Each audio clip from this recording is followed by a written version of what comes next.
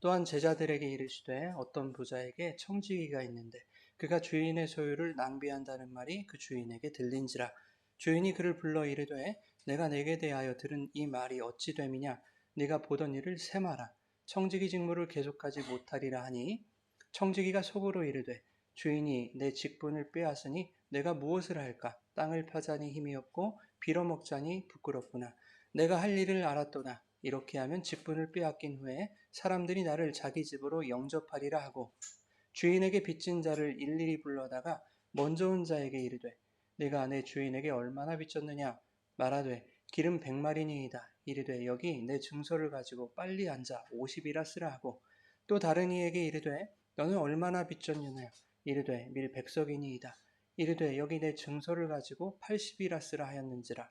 주인이 이 옳지 않은 청지기가 이를 지혜 있게 하였으므로 칭찬하였으니 이 세대의 아들들이 자기 시대에 있어서는 빛의 아들들보다 더 지혜로움이니라.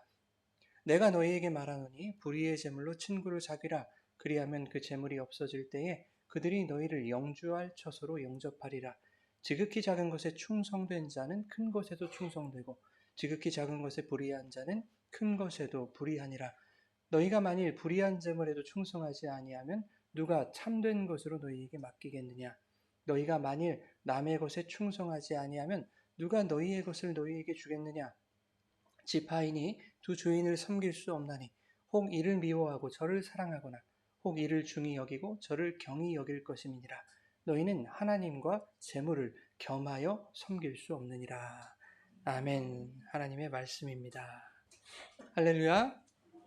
하나님 아버지와 예수 그리스도로부터 오는 은혜와 평강이 이 시간 여러분 가운데 함께 하시기를 주님의 이름으로 축원합니다. 오늘은 불의한 청지기 비유 두 번째 시간으로 말씀의 은혜를 나누겠습니다. 성경 해석을 실패하는 이유 중에 중요한 한 가지가 뭐냐면 성경의 전체적인 맥락과 흐름을 파악하지 않는 것입니다. 행간을 보지 않고 그 본문만 똑 떼어가지고 해석하려다 보니까 무리한 해석이 나올 수밖에 없고 그래서 의미가 왜곡되는 것이죠. 그래서 지난 시간에 오늘 본문이 어떠한 맥락 위에 놓여 있는지 우리가 살펴본 거죠.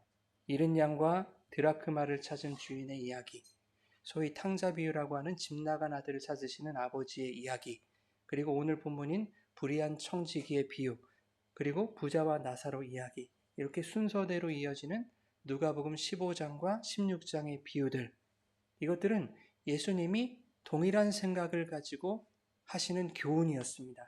똑같은 내용이었다고요? 아버지를 떠나서 그릇 행하여 각기 제 길로 가버린 잃은 양, 그리고 잃어버린 동전, 그리고 집 나간 탕자를 찾아오신 어떤 주인의 이야기, 어떤 아버지의 이야기였다라고 말씀을 드렸죠. 잃은 양과 탕자 같은 그런 죄인들이 쥐염 열매를 구하는 그 돼지우리 같은 인생의 막장, 그 세상의 불의한 자리까지 찾아오셔서 잃은 자들을 용서하시고 다시 회복시키시는 하나님 아버지의 한량없는 사랑에 대한 이야기가 조금 전에 말씀드렸던 이야기들입니다. 그리고 그 사랑을 완성하시기 위해 스스로 불의가 되셔서 십자가에 달려 죽으심으로 죄인들을 탕감하신 예수 그리스도의 구속의 은혜가 이 비유들에 흐르고 있는 공통적인 주제였다라는 말씀을 드렸습니다. 이 전체적인 성경의 맥락과 예수님의 일관된 의도 안에서 이 불의한 청지기가 해석이 돼야 되거든요.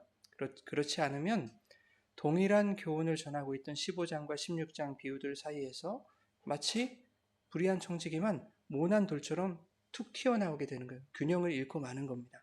벼랑간 예수님이 아닌 다른 사람이 딱 나타나서 불협화음을 내는 것과 같은 거예요. 동일한 얘기를 해야 되겠죠. 오늘 본문이 어려운 이유가 8절 때문에 그렇거든요. 8절 나와 있나요? 안 나와 있네요. 제가 말씀드릴게요. 주인의 소유를 낭비해서 해고 통지를 받은 불의한 청지기가 또다시 주인의 돈을 마음대로 사용해서 주인에게 빚진 자들의 빚을 탕감해 주면서 그렇게 선심을 베푼 것을 주인이 뭐라고 했어요? 지혜롭다라고 칭찬했다는 거예요. 그래서 이 비유가 어려운 겁니다. 그래서 이것을 해석하기 위해서 주인에게 칭찬받은 불의한 청지기의 그 행위를 어떻게 하든지 정당화하려고 노력들을 했다고요. 하지만 주인에게 빚진 진 빚을 자기 마음대로 탕감해 준다는 것은 아무리 좋게 포장을 하려고 해도 그건 불의한 거죠. 내 돈 아닌 것을 마음대로 했으니까. 그건 범죄란 말입니다. 그래서 시도된 해석이 뭐냐? 불의한 행위 자체를 칭찬한 것이 아니라 지혜와 꾀를 칭찬하는 것이다 라는 식으로 설명을 하기 시작했습니다. 주인의 재물을 낭비해서 해고 통지를 받은 자가 자기 살 길을 준비하려고 주인의 것을 유용한 것을 지혜나 꾀로 포장하고 있더라는 거예요. 그거 잘못된 거죠. 그러니 빛의 아들들도, 즉 믿는 자들도 위기 상황에서는 2세대의 아들들, 즉 세상 사람들의 임기응변이나 지혜를 본받아야 한다라는 황당한 해석이 나오게 된 겁니다. 네, 위기에 발빠르게 대처한 불의한 청지기의 지혜와 기지를 배워라라는 것으로 이것을 결론을 내버렸다고요. 그것을 오늘날 교회 안에서 일반적인 해석으로 지금까지 받아들이고 있다는 겁니다. 여기에 조금 섭섭하니까 영적인 해석을 또 가미를 시켰죠. 종말을 준비하는 지혜에 대한 교훈이다 라고 포장을 해놨죠. 그런데 이런 해석들 여기 어디에 방탕한 자들을 찾아내신 아버지의 사랑이 들어있으며 우리 대신 불의한 자가 되어서 십자가를 지신 예수님의 은혜가 여기 있냔 말이에요. 과연 앞선 해석들이 오늘 말씀의 진정한 교훈이겠는가 하는 겁니다. 세상 사람들도요, 그러한 꾀를 지혜라고는 말하지 않습니다. 그냥 야 같다고 말하죠. 그죠? 야 같다. 안 좋은 의미로 말하잖아요. 여우 같다. 뭐 좋은 의미일 수도 있겠지만 세상도 그것을 불의하다고 얘기한다고요, 여러분. 얼마 전에 프로파일러 배상훈 교수의 영상을 우연히 제가 보게 된 거예요. 이걸 준비하면서 이런 내용이었어요. 동일 범죄에 대해서 왜 우리나라는 형량이 낮고 미국은 높을까? 우리나라가 7년이면 미국은 100년이다라는 거예요. 도대체 왜 그런가? 한국은 가중주의를 택하고 있고 미국은 병합주의를 택하고 있다는 거예요. 가중주의는 그 사람이 지은 죄 가운데 가장 무거운 죄, 살인이다. 그럼 가장 무거운 죄, 나머지 자질구레한 죄들의 형량을 조금씩 더한 거예요. 자, 살인 10년 줬으니까 그래 강간 거기다 3년 붙이기 뭐하니까 1년만 붙일까? 이런 식으로 한 거예요. 근데 병합주의는 뭐냐면 각 죄에 대해서 형량을 확정해버려요. 일단은 살인은 몇 년, 강간은 몇 년, 도둑질은 몇 년, 횡령은 몇 년 이렇게. 그리고 그렇게 확정을 한 후에 죄목에 해당하는 형량을 다 합산해버려요. 너 살인했어? 강간 저질렀어? 도둑질했어? 다 합산해. 그러면 길어지겠죠, 형량이. 그래서 미국은 형량이 우리보다 훨씬 높다는 겁니다. 그런데 그것뿐만이 아니라 더 큰 또 다른 문제가 우리나라에 있다는 거예요. 그게 뭐냐면 판사들이 형량 자체를 낮게 준다는 거예요. 자기 사수였던 대법관이 변호사를 딱 들어와 있어요. 어떻게 형량을 높게 줄 수 있냐는 거예요. 자기도 나중에 판사 퇴임하면 변호사로 들어와야 될 거 아닙니까? 그 옆에서. 근데 지금 내가 형량을 높게 때려버리면 내가 변호사로 들어왔을 때 내 후배들이 나에게 똑같이 대할 거 아니냐라는 거예요. 그래서 일부 판사들입니다. 불의한 판사들. 그 판사들이 퇴임할 쯤 되면 생각을 한다는 거예요. 내가 퇴임해서 한몫을 제대로 땡기려면 어떻게 해야 되나를 생각해 봤을 때 형량을 낮게 주는 수밖에 없다라고 판단한 거예요. 퇴임 후의 진로를 위해서. 여러분, 이것을 지혜롭다고 우리가 할 수 있습니까? 이것이 미래를 대비하는 지혜일까요? 아니죠. 범죄학 교과서에는 이것이 이미 불의한 것이다라고 그렇게 나와 있다라고 말하는 거예요, 이 교수가. 불의함입니다. 지혜가 아니에요. 꾀가 아니에요. 오늘 본문에서의 청지기 행동이나 그의 꾀도 마치 그것과 같다는 거예요. 세상의 자본주의 구조 속에서는 그것을 좋게 보려고 해도 불의한 겁니다, 여러분. 그렇죠? 그래서 주인이 불의한 청지기를 칭찬한 것은 세상 자본주의 가치로는 해석할 수가 없는 거예요. 이것은 말씀으로 해석할 수밖에 없는 거예요. 오늘 말씀이 여러분 비유라는 것을 생각하셔야 됩니다. 그 비유로 예수님이 뭘 교훈하려고 하셨을까? 세상을 지혜롭게 살아갈 수 있는 처세술을 가르치시려는 것일까? 비유로 예수님이. 아니면 어떻게 하면 보다 나은 미래를 잘 준비할 수 있는지 그 방법에 대해서 가르치시려는 것일까? 예수님의 비유는요, 여러분, 복음을 설명하시는 목적에 다른 목적이 없는 거예요. 그렇죠? 여러분, 세상도 불의하다고 여기는 행위나 의도를 어떻게 주님이 의롭다고 칭찬을 하시겠습니까? 게다가 야, 그것이 지혜니까 그 세상의 지혜를 좀 배워라 라고 말씀하시니 만무하단 말이에요. 예수님이. 그래서 오늘 말씀이 이 세상 개념으로는 절대 해석할 수 없는 얘기예요. 그래서 어렵습니다. 오늘 비유가 1절부터 8절까지 이렇게 이어지는데요. 9절부터 13절까지는 예수님이 비유를 설명하시는 내용이에요. 그렇다면 예수님의 설명 속에 비유의 의미가 해설이 담겨 있겠죠. 9절에 뭐라고 하시는가 보면 내가 너희에게 말하노니 불의의 제물로 친구를 사겨라. 이렇게 말씀하세요. 이제 이게 야 검은 돈으로라도 자기 살 길 찾아라 라는 말씀이 아니라는 것은 그것 정도는 이제 아시겠죠. 그거 말씀하시는 거 아니란 말입니다. 불의의 제물로 친구를 사귄다라는 개념이 좀 어려워요. 중요합니다. 그래서 이것은 다음 주에 따로 주제를 만들어서 제가 다루려고 해요. 그렇게 하기로 하고 여러분 10절 한번 보세요. 10절. 지극히 작은 것에 충성된 자는 무엇에도 충성한데요? 큰 것에도 충성하고 지극히 작은 것에 불의한 자는 큰 것에도 불의한대요. 11절에도 너희가 만일 불의한 제물에 충성하지 아니하면 누가 참된 것으로 너에게 맡기겠느냐 이렇게 말씀하신단 말이죠. 자, 여기까지 그냥 단순하게 보세요. 단순하게. 무슨 얘기하고 계시는 거예요? 충성에 대해서 얘기하고 계시는 거죠. 네. 불의한 제물이 구체적으로 아직 우리가 뭔지는 모르겠어요. 다음 주에 얘기할 거니까. 그런데 너희의 충성은 불의한 제물에 대한 충성이어야 한다라고 말하고 있는 거예요. 그리고 불의한 제물에 충성하는 것이 지극히 작은 것에 충성하는 것이다. 그렇게 충성하는 자에게 큰 것, 다시 말해서 참된 것이 주어진다 라고 하는 것을 예수님이 이 비유에 설명해서 말씀하고 있는 것입니다. 그런데 13절이 이 말씀의 결론인데 갑자기 이렇게 말씀하세요. 하인이 두 주인을 섬길 수 없다. 하나님과 재물을 겸하여 섬길 수 없다. 이런 말씀으로 이 비유의 결론을 내리신다고요. 그렇다면 주님이 말씀하시는 충성이라는 것은 뭘까요? 두 주인을 섬기지 않는 것이 충성이겠죠. 재물을 섬기지 않고 하나님을 섬기는 것이 충성이라는 얘기겠죠. 그것이 지혜라는 거겠죠. 오늘 비유는 주인에 대한 그 충성을 말하고 있는 거예요. 그것이 바로 지혜이고 칭찬받을 일이다 라고 하는 것을 말씀합니다. 자, 그러면 15장의 다른 비유들이나 16장 부자와 나사로의 비유와 내용이 좀 다른 거 아닙니까? 이렇게 생각이 들잖아요. 그렇죠? 오늘은 충성에 대한 얘기라면서요. 다른 이야기는 그런 내용이 아니었잖아요. 은혜가 임해가지고 회복시키는 그런 이야기였잖아요. 똑같은 내용이어야 한다면서요. 그런데 잃은 자, 불의한 자를 찾아내서 용서하고 탕감해준 그 아버지의 사랑과는 오늘 본문이 전혀 매치가 안 돼 보이잖아요. 언뜻 보면. 이렇게 한번 생각을 해보시자고요. 잃은 양과 잃은 드라크마 이야기는 주인이 죄인을 찾아낸 후에 그가 회개했다고 여겨주는 내용이죠. 잃은 양을 찾았어요. 그런데 그 다음에 뭐라고 말씀하냐면 죄인 하나가 회개한 것이 하늘에서 기뻐한 일이다 그러잖아요. 그렇죠? 내가 돌아간 게 아니잖아요. 찾아줬는데 회개했다. 그 회개를 말하거든요. 회개는 은혜가 임한 것이다. 자, 탕자의 이야기는 뭡니까? 율법을 어기고 아버지를 떠난 불의한 아들을 아버지의 은혜가 뛰어 달려가서 그를 덮어버렸죠.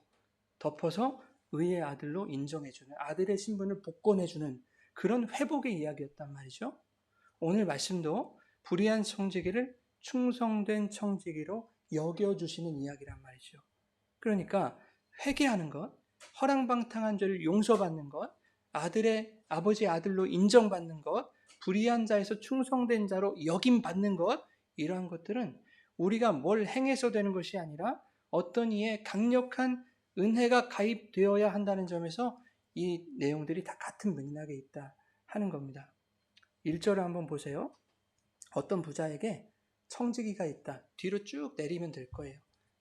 어떤 부자에게 청지기가 있다 이렇게 말하죠. 부자가 나오고요. 청지기가 나와요. 그죠? 두 인물에 대해서 우리가 먼저 살펴봐야 되겠어요. 여러분, 성경에서 부자는 긍정적입니까? 부정적입니까? 부정적이죠? 네, 부자라고 할 때 기분이 좀 나쁘거든요. 성경에서는. 대체로 성경이 말하는 부자는 바리새인 이런 사람들이에요. 그런데 여기서 말하는 부자의 이 플루시오스라고 하는 말은 세상 재물을 많이 소유한 것을 의미하기도 하지만 하나님의 풍성함과 영적 소유에 있어서의 부요함을 말하기도 해요. 예, 에베소서 2장 7절 볼까요? 같이 읽겠습니다. 에베소서 2장 7절 시작.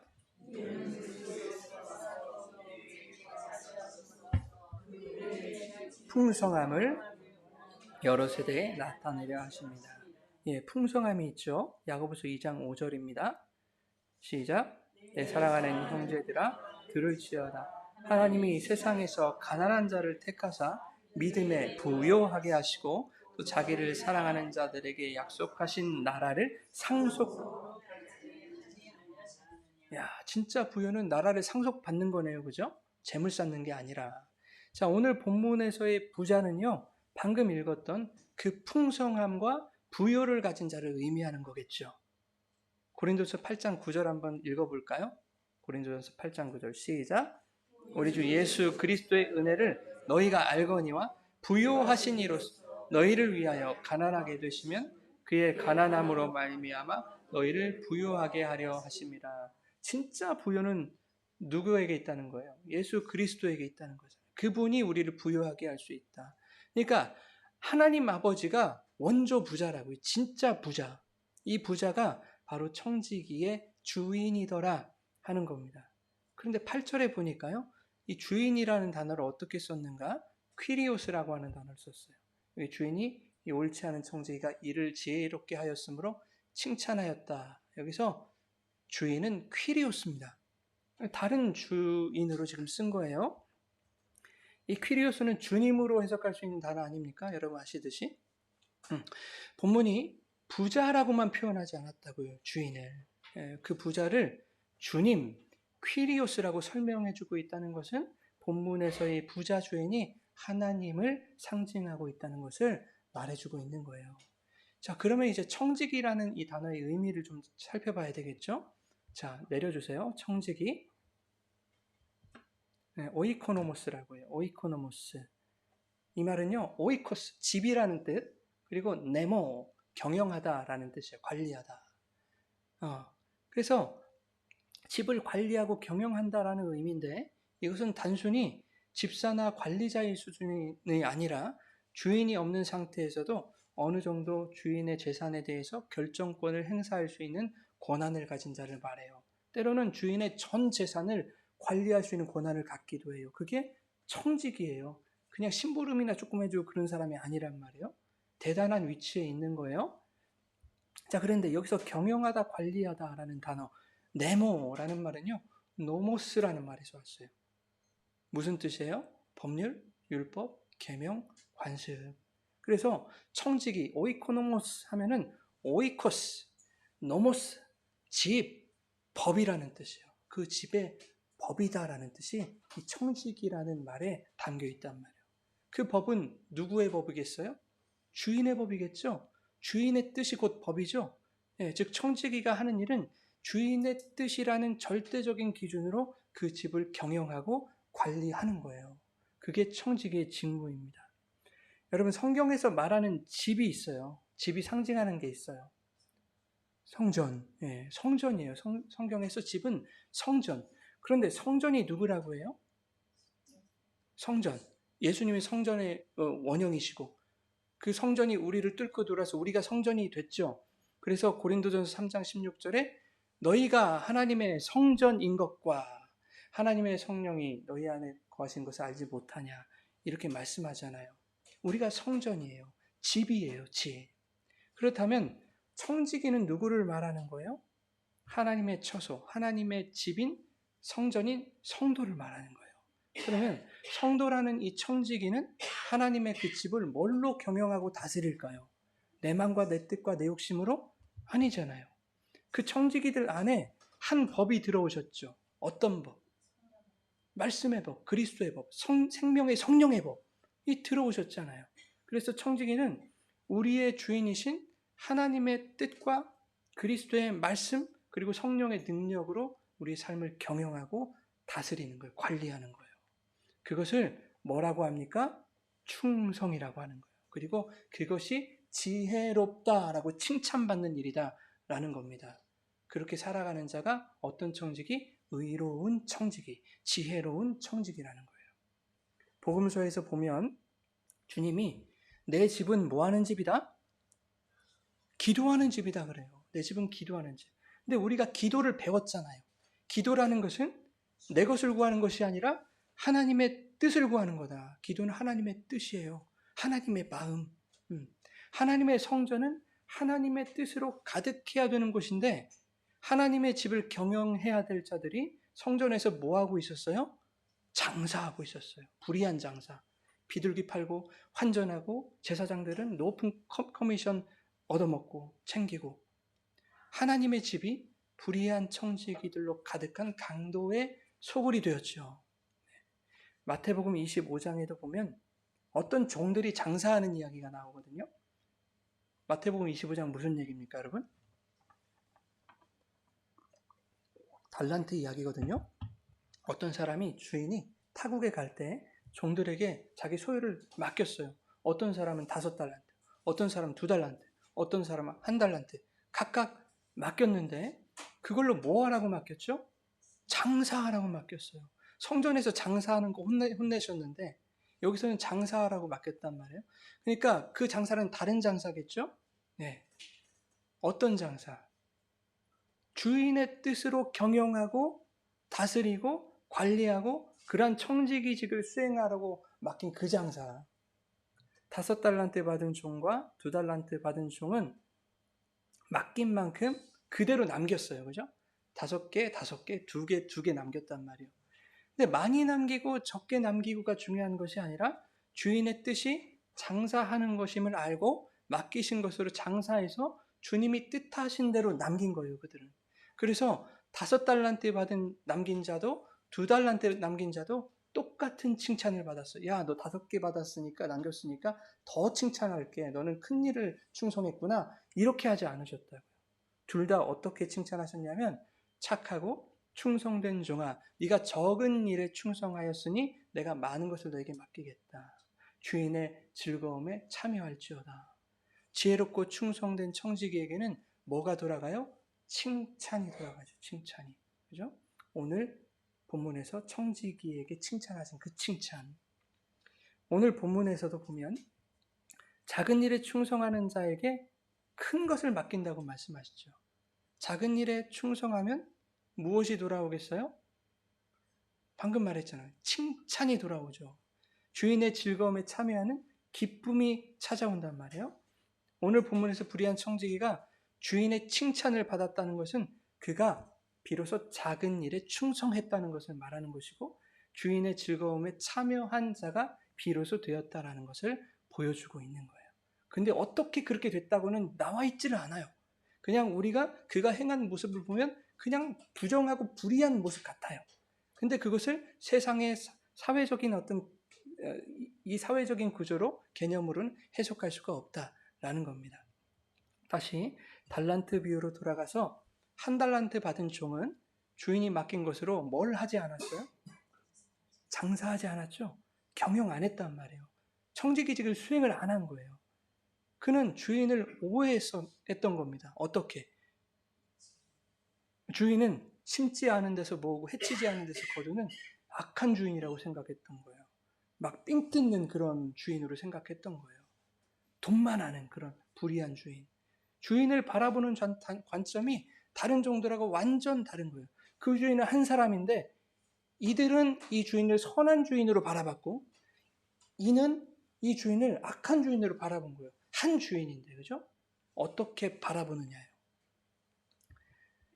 맡겨주신 1달란트를 그는 땅에 묻어버렸죠.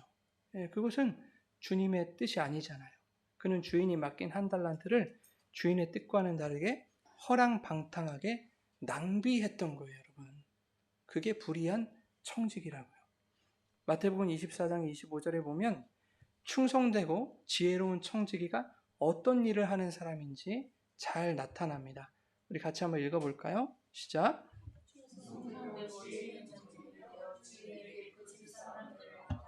때를 따라 양식을 나눠줄 자가 누구냐? 예, 성경에서의 충성과 지혜의 사람은 때를 따라 주인의 뭘 나눠준대요? 양식을 나눠주는 자예요. 그죠? 주인의 양식이 나에게 맡겨졌네요. 예, 그걸 가지고 때를 따라서 사람들에게 나눠주는 거예요. 그런가 하면 누가복음 12장에는 성경이 의로운 청지기와 불의한 청지기를 어떻게 구분하고 있는지 잘 보여줍니다. 우리 같이 한번 읽어볼까요? 시작. 주인에게 그 집 종들을 맡아 때를 따라 양식을 나눠줄 자가 누구냐? 내가 참으로 너희에게 이르노니 주인이 그 모든 소유를 그에게 맡기리라. 예. 마태복음서에서는 충성되고 지혜로운 종은 때를 따라 양식을 나눠주는 자라고 했는데 여기서는 그 충성되고 지혜로운 자가 바로 진실한 청지기다 라고 이렇게 말하고 있죠. 그러면 불의한 청지기는 어떤 사람일까? 바로 다음 구절에 이렇게 설명하고 있습니다. 시작.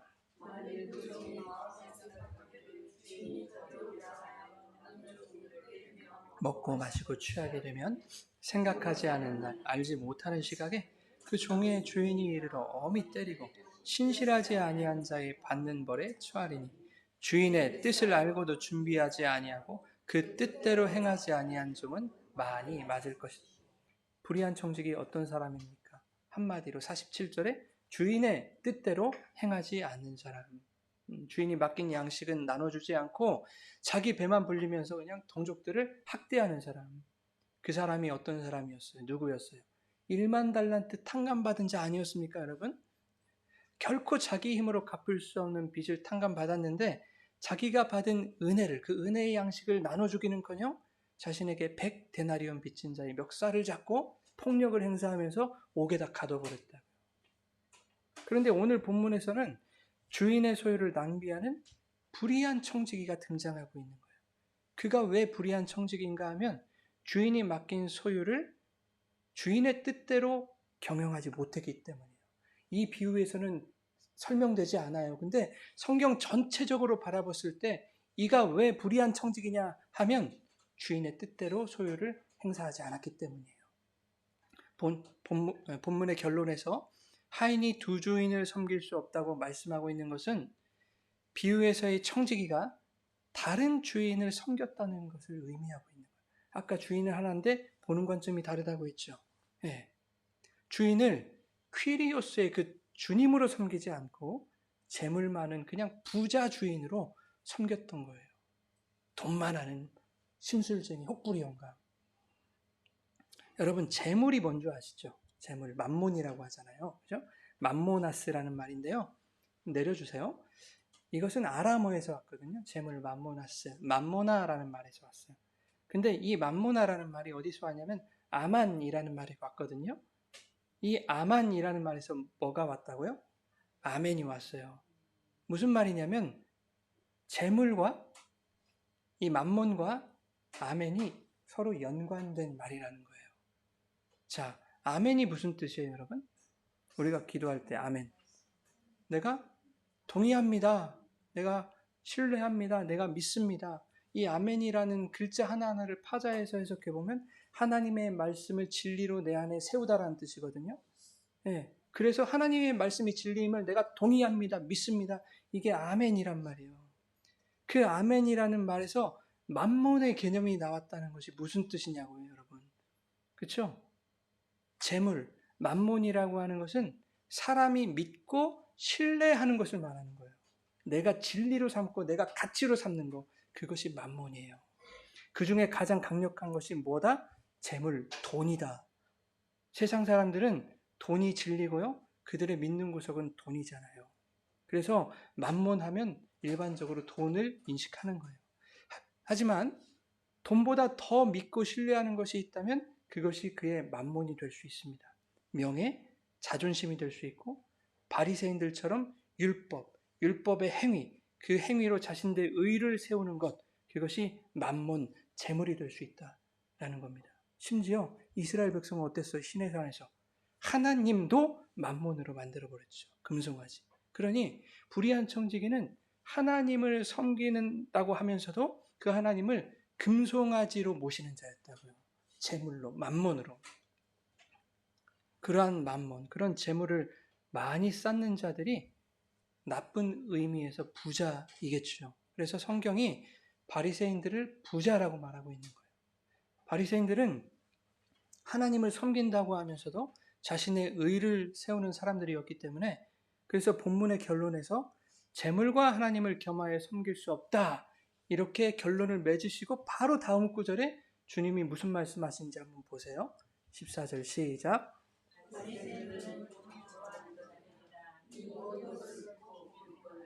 예수께서 이르시되 너희는 사람 앞에서 스스로 옳다 하는 자들이나 너희 마음을 하나님께서 아시나니 사람 중에 높임 받는 그것은 하나님 앞에 미움 받는 것이다. 예, 여러분, 바리새인들은 돈을 좋아하는 사람들이 아니었어요. 사실 그들은 청빈한 사람들이었어요. 청빈한 사람들. 돈을 좋아하거나 부를 축적하는 거하고 거리가 먼 사람들. 그래서 사람들의 존경을 받은 사람들이에요. 그런 바리새인들에게 예수님이 야, 너희는 돈을 좋아하는 자들이라 라고 말하니까 얘네들이 콧방귀 뀌는 거예요. 우리가 무슨 돈을 좋아해. 근데 예수님이 의미하는 돈은, 그 재물은 그 재물이 아니잖아요. 그들이 좋아하는 돈, 그 재물이 바로 하나님을 섬긴다고 하면서도 하나님 앞에 스스로 옳게 보이려는 그들의 율법 지킴의 행위, 그리고 인정받고 높임을 받으려는 자기 의를 말씀하는 거예요. 그게 재물이에요. 만몬.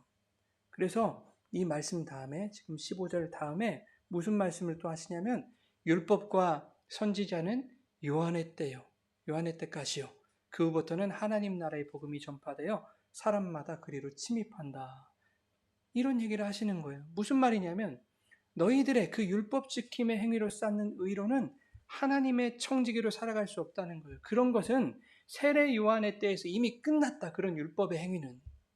그 요한 뒤에 예수님이 지금 복음으로 오셨는데 그거 지금 통용 안 된다. 청지기들은 예수님이 가지고 오신 그 복음으로 성전을 경영하는 자들이라 라고 하는 말씀인 거예요. 자, 이제 불의한 청지기가 해구 통지를 받고요. 3절에 이렇게 말합니다. 3절 나와 있나요? 예, 청지기가 속으로 이르되 주인이 내 직분을 빼앗으니 내가 무엇을 할까? 땅을 파자니 힘이 없고 빌어먹자니 부끄럽다. 이 말은 신세한탄이 아닌 거예요. 비단. 예. 탕자가 아버지 재산을 허랑방탕하게 낭비했어요. 아이고, 우리 아버지 집에 가면 품삯을 받는 사람들을 풍성하게 먹고 사는데, 이 얘기인 거예요, 지금. 그죠? 예. 돼지우리에서 주업 열매도 얻어먹지 못하는 자신의 처지를 깨닫는 탕자의 그 깨달음과 대칭을 이루는 그런 말씀이라고요. 그때 탕자는 어떻게 했습니까? 아버지 집 떠올리고 고향으로 발걸음을 돌렸죠. 그것처럼 오늘 본문에서 불의한 청지기는 4절에 이렇게 말해요. 내가 할 일을 알았도다. 이게 무슨 뜻이냐면 주인이 뜻하는 방향으로 돌아가려는 움직임을 암시하고 있는 말씀. 나 돌아갈래. 주인의 뜻으로 돌아갈래. 나 그거 알았어. 라고 얘기를 하는 것이거든요. 그리고 청지기는 주인에게 빚진 자들을 탕감해 줍니다. 탕감하는 내용들도 여러 가지 의미가 있는데 그거는 좀 뛰어넘으려고 해요. 자, 빚을 다 탕감해 줘요. 자신이 해고된 후의 삶을 위해서 주인 몰래 주인의 재산을 이용한 것일까? 지금 빚을 탕감해 주잖아요. 빚진 사람 다 모여라 해갖고 50이라 써, 80이라 써. 이게 자신의 해고된 후에 삶을 준비하기 위해서 주인 몰래 주인의 재산을 그냥 내 맘대로 이용하는 것일까? 그러니 여전히 불의한 행위이며 여전히 불의한 청지기일까 하는 겁니다. 그런 이야기가 아니더라. 이 세상적인 개념으로 해석하면 그런 해석이 나오겠지만 이거 그렇게 해석 안 된다 그랬잖아요. 그런 의미가 아니다. 위에서 살펴본 말씀들 속에서 충성된 종, 지혜로운 종에게 주인의 칭찬이 주어지죠. 칭찬받았다는 것은 주인의 뜻대로 행했기 때문이었잖아요. 주인이 맡긴 것을 때를 따라 종들에게 나눠주는 것. 그것이 진실한 종에게 맡겨진 역할이었다는 거예요. 다시 말해서 본문에서 불의한 청지기가 주인의 칭찬을 받았다는 것은 진실한 청지기로 지혜롭고 충성된 종으로 여김받았다는 것을 전제하고 있는 거예요. 그런데 주인이 불의한 청지기를 칭찬하면서 또 이상한 말을 한다고요. 이 세대의 아들들이 자기 시대에 있어서는 빛의 아들들보다 더 지혜롭다. 이게 뭔 말이에요, 여러분? 때때로 세상 사람들의 꾀를 지혜로 삼아라. 뭐 이런 말씀이겠습니까? 세 번역 한번 읽어보세요. 시작.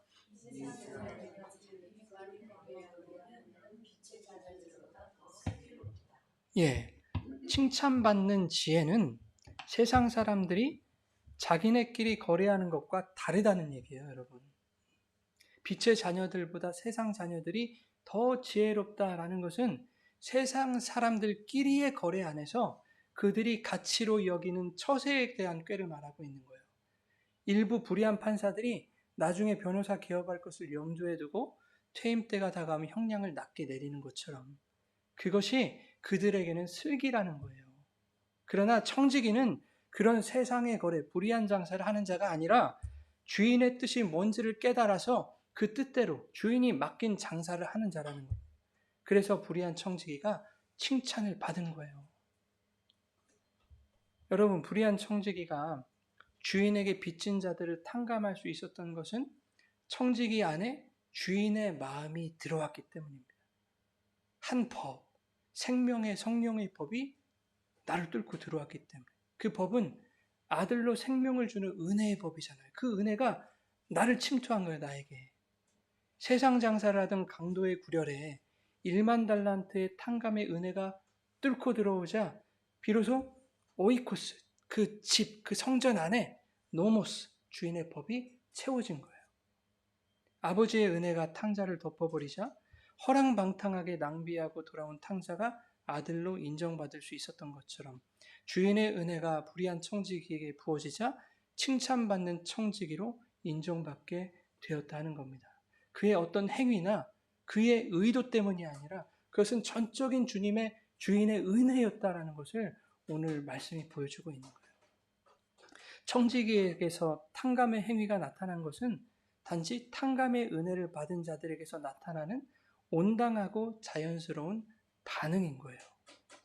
지지난주에 죄 지은 자를 사하여 준 것 같이 우리 죄를 사해달라라는 말씀에서 그 죄는 무슨 단어였어요, 여러분? 빚이라는 단어였죠? 죄를 사해 주세요 해서 그 죄는 빚이었어요.